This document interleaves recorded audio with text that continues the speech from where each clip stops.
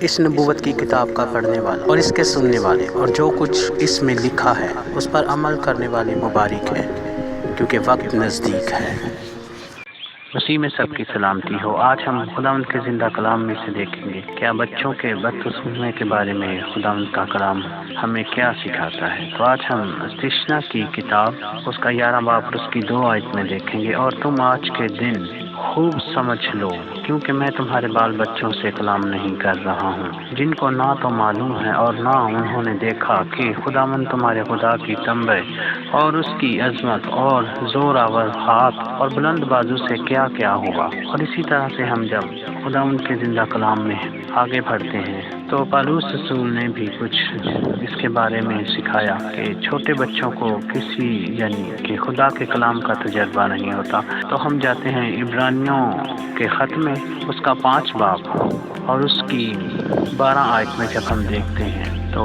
وہاں پر کچھ یوں لکھا ہے، کیونکہ دودھ پیتے ہوئے کو راست بازی کے کلام کا تجربہ نہیں ہوتا، اس لیے کہ وہ بچہ ہے، اور سخت غذا پوری عمر والوں کے لیے ہوتی ہے، جن کے خواص کام کرتے کرتے نیک و بد میں امتیاز کرنے کے لیے تیز ہو گئے ہیں۔ اسی طرح سے جب ہم خداوند کے زندہ کلام میں دیکھتے ہیں کہ کیا دودھ پیتے ہوئے بچے کو خداوند کے کلام کا تجربہ ہے یا نہیں، تو جب ہم یہ سیکھتے ہیں تو جب ہم ان باتوں کو دیکھتے ہیں تو خدا کا کلام ہمیں بہت سی چیزوں کے بارے میں سمجھاتا ہے، کیونکہ بائبل مقدس میں کہیں نہیں آیا کہ یسوع مسیح نے یا اس کے شاگردوں نے کسی بچے کو بپتسمہ دیا ہو، کیونکہ خدا کا کلام تو یہی سکھاتا ہے۔ اور اسی طرح سے ہم دیکھتے ہیں کہ خداوند کا کلام ہمیں اور بائبل مقدس میں سے ایسی کون سی چیزیں بتاتا ہے کہ جو ہم کلام کو سیکھ سکیں۔ تو ہم کلام میں آگے بڑھتے ہوئے رومیوں 10 باب اور اس کی 9 آیت میں اگر دیکھیں، اگر تو اپنی زبان سے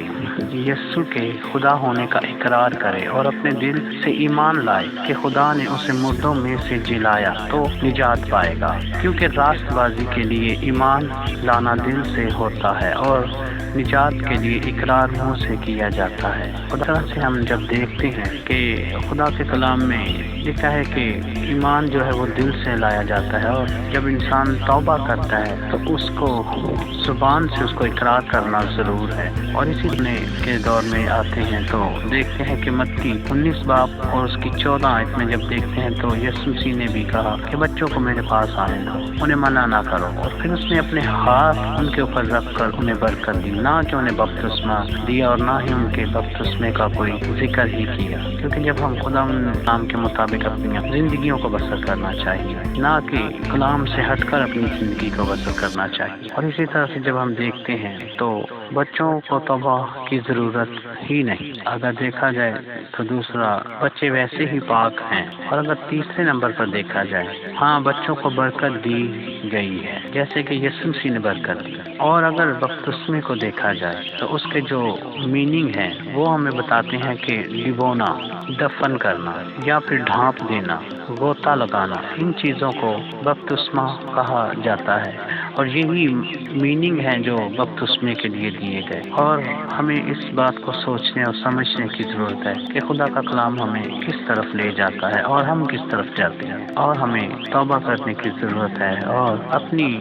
ہوش و حواس میں ہمیں بپتسمہ لینے کی ضرورت ہے کہ جب ہم نیکی اور بدی کی پہچان میں امتیاز کر سکیں۔ اور اسی طرح دودھ پیتے ہوئے ایک بچے کو کچھ معلوم نہیں، کہ خدا بھی یہی کہتا ہے کہ انہیں کچھ معلوم نہیں، اور میں تمہارے بال بچوں سے بات نہیں کرتا بلکہ تم سے کرتا ہوں جنہوں نے اس سارے حال کو دیکھا، اپنی آنکھوں سے ہر ایک معجزات کو ہوتے ہوئے دیکھا۔ اور آج کے خدا کے زندہ کلام کے پڑھے سنے جانے پر خدا ان کی برکت ہو۔ جے مسیح۔